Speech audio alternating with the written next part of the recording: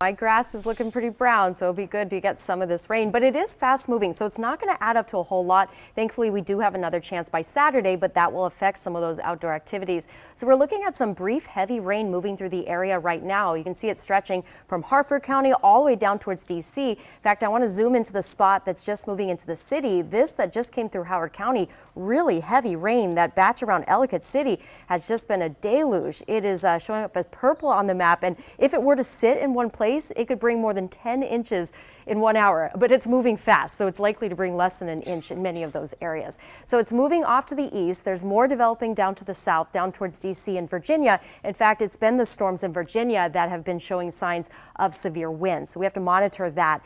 Basically, this is out ahead of a cold front, so there's at least a little bit of energy right now helping to trigger these showers and storms. The final cold front will move through tonight.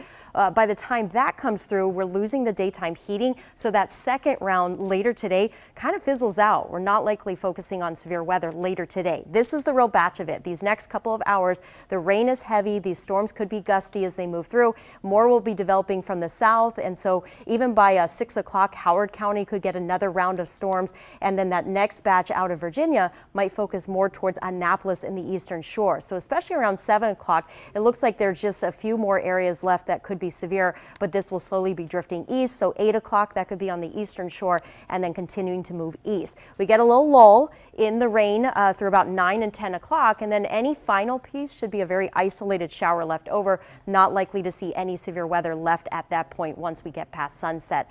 The main concern right now is that you're having to deal with heavy rain. So whether you're driving through it or walking through it, that is pretty uncomfortable, and you may need to slow down on the roads. But it's also fast moving that the flood threat is on the low side.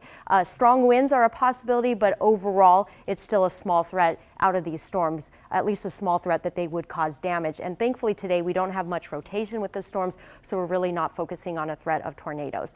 So the main concern is that you're having to drive through this heavy rain in the next couple of hours. Of course, there's always that risk of lightning, so you want to be safely indoors if you're hearing thunder. Temperatures will be dropping through the 70s into the 60s, and that storm chance is pretty much over by about 10 o'clock tonight, with just a leftover isolated shower, not severe. 88 tomorrow. It's going to be even warmer and even more humid for your Friday with sunny weather. If you know someone who still has their pool open, they are the place to be on Friday afternoon.